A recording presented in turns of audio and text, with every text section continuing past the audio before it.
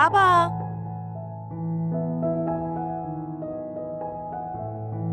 কোথায় তুমি?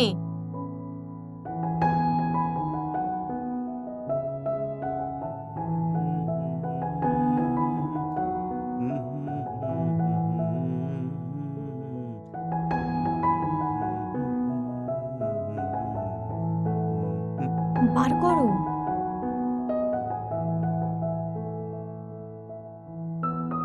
নার্স কোথায়?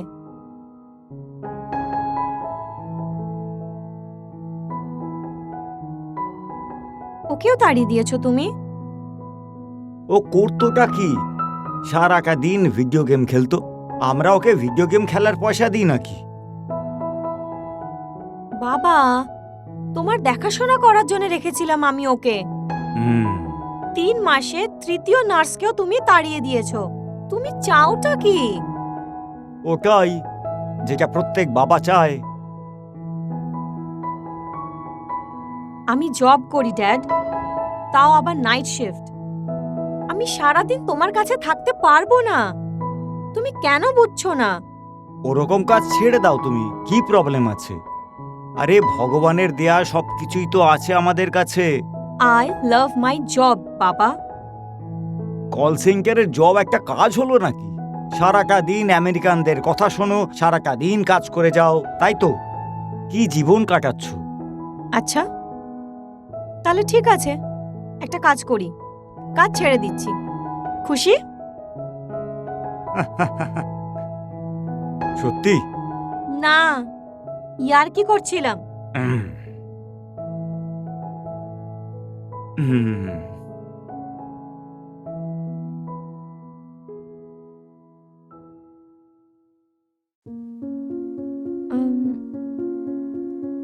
বাবা, বাবা, তোমাকে একটা কথা বলার ছিল।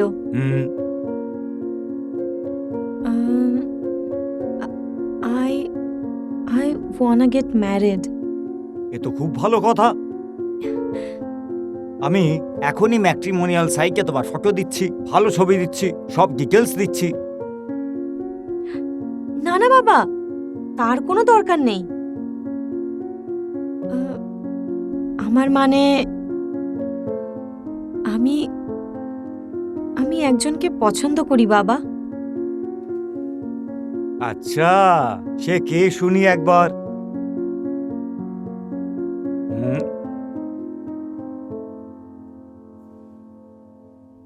আমি একটা কাজ করি বাবা, আমি ওকে কাল বাড়িতে ডেকে নিচ্ছি। তুমি নিজেই দেখা করে নিও, ঠিক আছে? ঘর জামাই হয়ে থাকবে তো সে?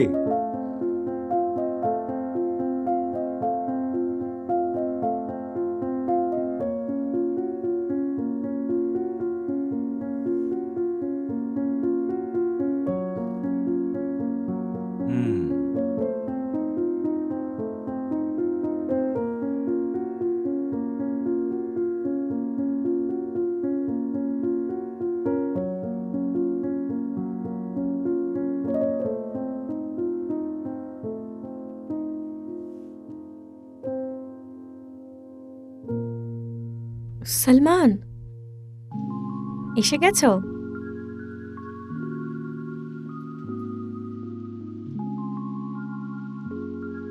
I feel nervous. জানি না তোমার ড্যাডি কি করে রিয়্যাক্ট করবে। Don't worry Salman, everything is gonna be okay. Relax. I hope so. আচ্ছা শোনো, তুমি এখানে অপেক্ষা করো, আমি বাবাকে ডেকে আনছি। হ্যাঁ, ওকে। বসো।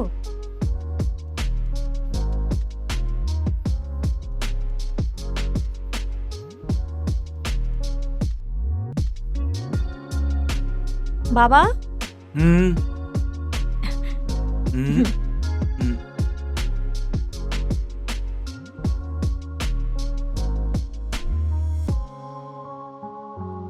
এসেছে ও? হ্যাঁ বাবা, এসে গেছে, তোমারই অপেক্ষা করছে। চলো গিয়ে দেখি তোমার পছন্দ একবার। এসো।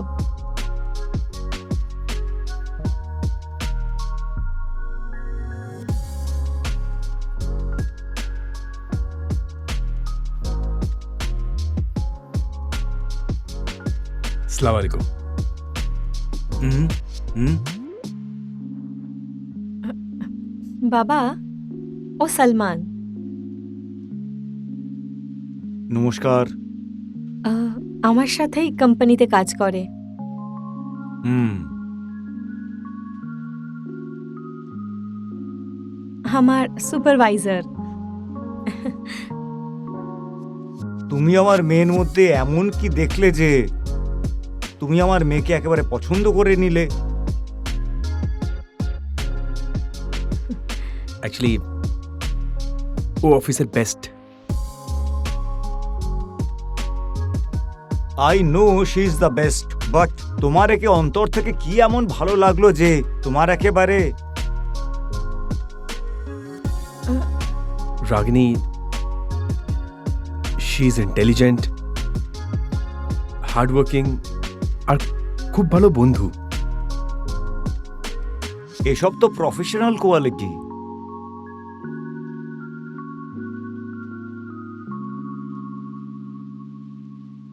I mean to ask you, what are her internal qualities for which you fall down for her? ও খুব ভালো কেয়ারটেকার। এ যদি ভালো কেয়ারটেকার হতো না তাহলে আমার সেবা নিজেই করত, আমার সেবার জন্য নার্স রাখতো না বাড়িতে।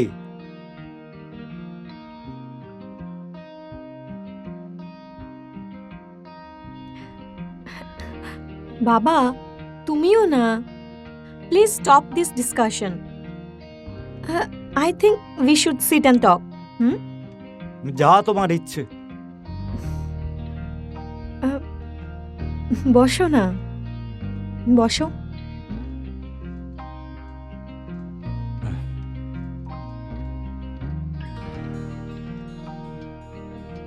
তোমার বাবা কি করেন?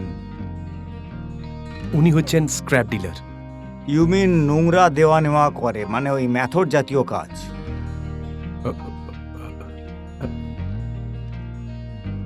কিন্তু আমি এমবিএ করেছি জামিয়া মিলিয়া ইসলামিয়া ইউনিভার্সিটি। জেনারেল কোটাতে? বাবা, তুমি তোর পেছনেই পড়ে গেছো। ইন্টারভিউ নিচ্ছ, তুমি ওর লাইকস, ডিসলাইকস, ফিউচার প্ল্যানস এইসবের ব্যাপারে জিজ্ঞেস করো না। চলো, তাই জিজ্ঞেস করছি ওকে। আঙ্কেল, আমি ইউএসএ সেটেল হতে চাই। আর তোমার বাবার মা? মা বাবা তো এখানেই থাকবে না।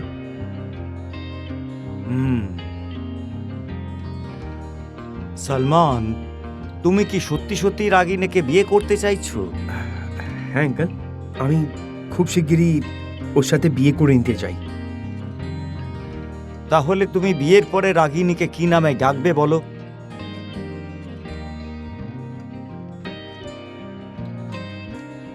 রাগিনী নামে? না না, বিয়ের পরেও তো কিছু চিন্তা করেছো। সালমা। সালমা ভেবেছি আমি। বাবা, এইসব শুধু ফর্মালিটিজ। এখন বিয়ে করার জন্যে যদি একদিনের জন্য নামটা বদলাতে হয় তাহলে এটা এমন কোনো বড় ব্যাপার নয়। তোমার সম্মান, তোমার নিজের পরিচয় আর তোমার অস্তিত্ব যে চলে যাবে একেবারে। সালমানের বিয়ে রাগিনীর সঙ্গে নয়, সালমার সঙ্গে হবে, বোঝো এটা? বাবা, তুমি শুধু শুধু জিনিসগুলোকে কমপ্লিকেট করছো, ব্যাস। তুমি ঠিক করে দাও, বলো তুমি সালমানকে তোমাদের বিয়ে মন্দিরেতেই হবে। কিন্তু আঙ্কেল, মেয়েদেরকে তো ছেলেদের রিলিজন হিসেবেই চলতে হয়। কিন্তু হ্যাঁ, যদি মেয়ে মুসলিম হয়ে আর ও হিন্দু ছেলের সাথে বিয়ে করে তাহলে হিন্দি রীতি রিওয়াজ থেকে ওর বিয়ে হবে না। কিন্তু এখানে তো উল্টো না আঙ্কেল। বাবা, আমি আমার ধর্ম বদলাবো না। আমি গৌরী খানের মতোই নিজের ধর্ম ফলো করব। So relax. শাহরুখ, গৌরী, এখন তোমার রাগিনী খান হওয়ার ইচ্ছে করছে? বাবা, আমি শুধু নিজের জন্য খুশি খুঁজছি, ওকে? অপরের আনন্দ তোমার জন্য কোনো মূল্য রাখে না। যদি আমার তোমার চিন্তা না থাকতো না, তাহলে আমি নার্স রাখতাম না তোমার দেখাশোনা করার জন্য। আমার যে নিজের মেয়েকে চাই, কোনো নার্সকে নয়। কিন্তু আঙ্কেল, ইউএসএ তো ধর্মের ব্যাপারে কেউ কথাই বলে না। তুমি কি গিয়েছিলে আমেরিকাতে? না। তাহলে কি করে জানো? ও, শুনেছি। হ্যাঁ বাবা, ইউএসএ তে আমার বন্ধুরা রয়েছে, ওরাই আমাদেরকে বলেছে যে ওখানে ধর্ম নিয়ে কোনো ইস্যুস নেই। চলো, তোমরা যখন বলছো আমি মেনে নিচ্ছি এটা। তোমার মা বাবা কি তোমাদের সম্মতি দিয়ে দিয়েছে?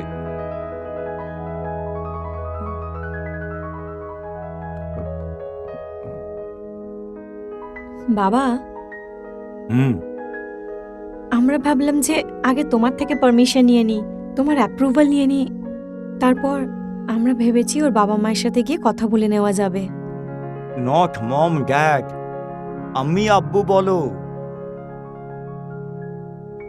ওকে, আব্বু আম্মি। I want to ask you, will you really get married with this gentleman? হ্যাঁ, আমি সত্যি করতে চাই। হ্যাঁ বাবা, অফকোর্স।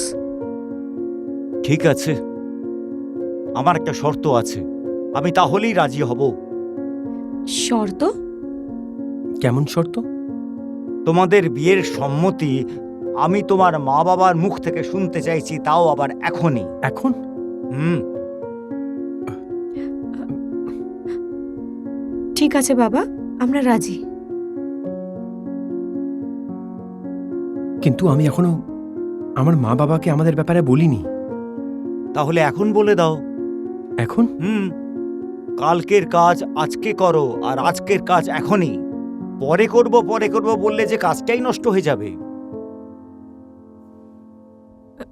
হ্যাঁ সালমান,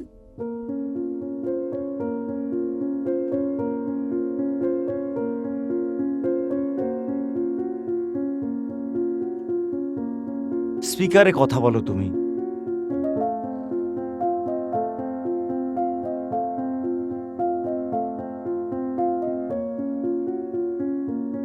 আব্বু, আসসালামু আলাইকুম।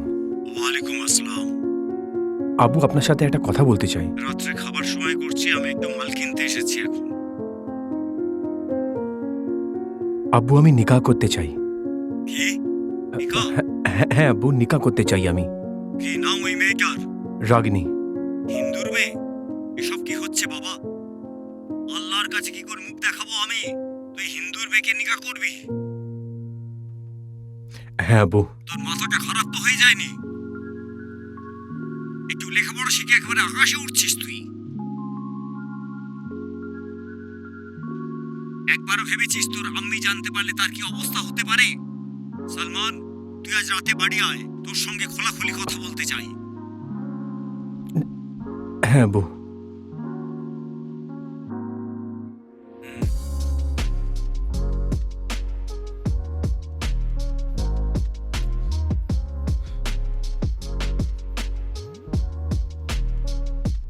আমার মত ওটাই, যেটা তোমার আব্বু এখনই বললেন। বাবা, বা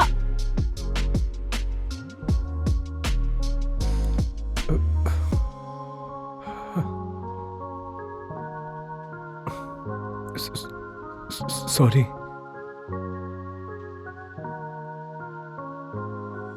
এই ঘটনা ভালোবাসার ওপর আপনার বিশ্বাস কেড়ে নিতে পারে, আপনার আত্মা কেঁপে যেতে পারে। ঘটনা 6 মাস আগের, আর এই ছবিতে যেই ছেলেকে আপনি দেখতে পাচ্ছেন তার নাম আফতাব হচ্ছে, আর এই মেয়েটার নাম শ্রদ্ধা। আর এই মাঝখানে যে ফ্রিজ আছে, এই ফ্রিজের মধ্যে আফতাব শ্রদ্ধার 35টা টুকরো করে রেখেছে।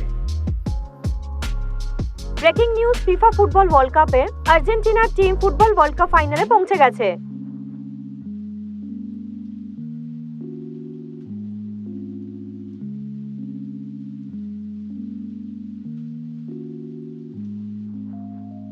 একটা জমানা ছিল মেড ইন রাজা। রাজা পাকেরিয়াকে গ্রেপ্তার করা হয়েছে। উনি দুদিন আগে মধ্যপ্রদেশের পান্নাতে প্রধানমন্ত্রী সম্বন্ধে খারাপ কথা বলেন, সেই কারণে গ্রেপ্তার করা হলো।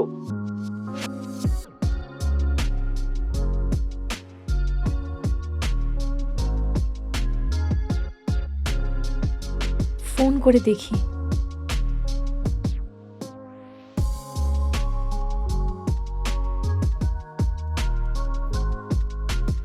সালমান হ্যাঁ?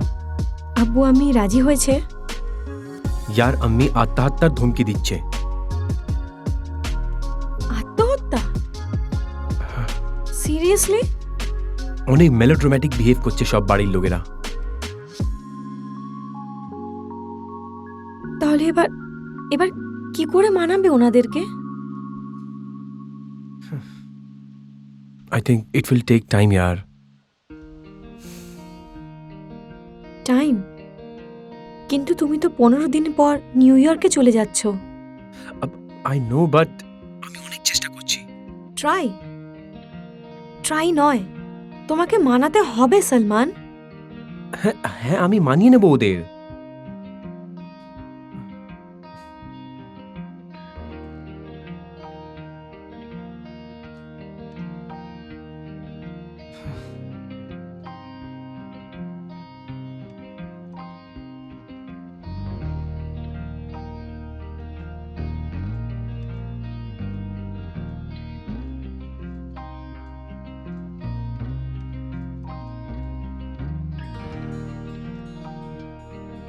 থ্যাঙ্কস বাবা।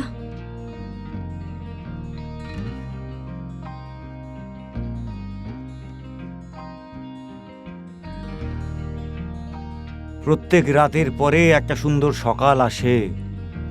কি জানি আমার সকাল কবে আসবে। তোর মতো আমারও জীবনে যে একটা প্রেমের গল্প ছিল। হিউম্যান মায়ের আগে? ইয়েস, ওর নাম জ্যানি ছিল। জেনি? ক্রিশ্চিয়ান? হ্যাঁ, কিন্তু আমাদের এই ব্যাপারে কোনো সমস্যা ছিল না যে আমাদের দুজনের ধর্মটাই আলাদা। আমরা তো যৌবনের নেশায় পাগল ছিলাম। বাস্তবটা তো তখনই সামনে এলো যখন জ্যানির সঙ্গে আমার মা বাবার দেখা হলো। দাদু দিদা? কিন্তু দাদু দিদা তো অনেক কুল টাইপের ছিলেন না? আই ডোন্ট থিঙ্ক ওনাদের কোনো আপত্তি ছিল এই ব্যাপারে। আমার বাবা তো আমাদের দুজনকে একটা আয়না দেখিয়েছিল। আয়না? কিরকম আয়না? একটা বিয়ে দুটো মানুষের মধ্যে শুধু সম্বন্ধের ব্যাপার নয়, দুটো পরিবারের মধ্যেও একটা সম্বন্ধের ব্যাপার। জ্যানির বাড়িতে মাছ মাংস খাওয়া হতো, আর আমাদের বাড়িতে তো একেবারে নিরামিষ খাওয়া হতো। ও চার্চে যেত আর আমরা মন্দিরে। আমরা আলাদা কাপড় পরতাম, অন্য ভাষায় কথা বলতাম, ব্যবহারটাও আলাদা ছিল। আমাদের মধ্যে শুধু একটাই জিনিস কমন ছিল, দ্যাট ওয়াজ অ্যাট্রাকশন। ওই বয়সে আমরা সব জিনিসই খুব সোজা হিসেবে দেখতাম, কিন্তু দুটো মানুষকে যখন এক ছাদের তলায় থাকতে হয়, দুজনকে অনেক কিছু মেনে চলতে হয় যে মা আমার। দিস অ্যাডজাস্টমেন্টস আর mental as well as emotional. America চলে যাওয়ার পরেও এই সব ডিফারেন্সেসগুলো যে থেকেই যাবে আমার মা। জ্যানি আর আমি এটা বুঝতে পেরেছিলাম যে আমাদের সম্পর্কটা চিরদিনের হতে পারে না। একদিন দুজনে আমরা একটা আইসক্রিম পার্লারে দেখা করলাম, একটাই আইসক্রিম আমরা শেয়ার করলাম, আর আমরা যে যার রাস্তায় চলে গেলাম। তো এরপর তুমি ওনার সাথে কোনো কথা বলার চেষ্টা বা দেখা করার চেষ্টাও করনি? আজকের রাত্রের পরে এই রাতটা কি আবার জীবনে আসবে আমার? নো। চলো।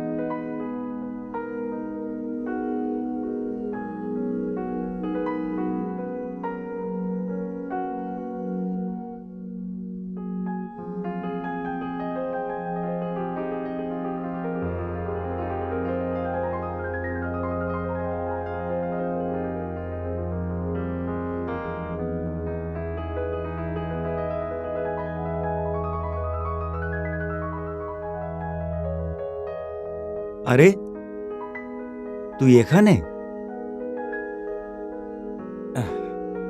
হুম। আজ অফিস যাবি না? না বাবা, আমি কাজ ছেড়ে দিয়েছি। আহ, আর সালমানকেও। হুম। মিথ্যে কথা। তুমি এখনো সালমানের সঙ্গে চ্যাট করে যাচ্ছ।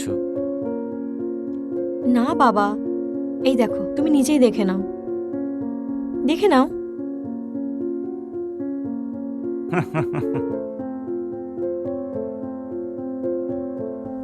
গুড।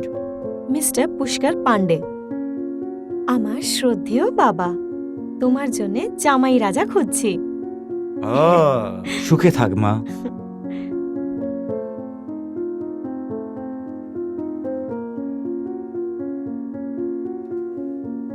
উম,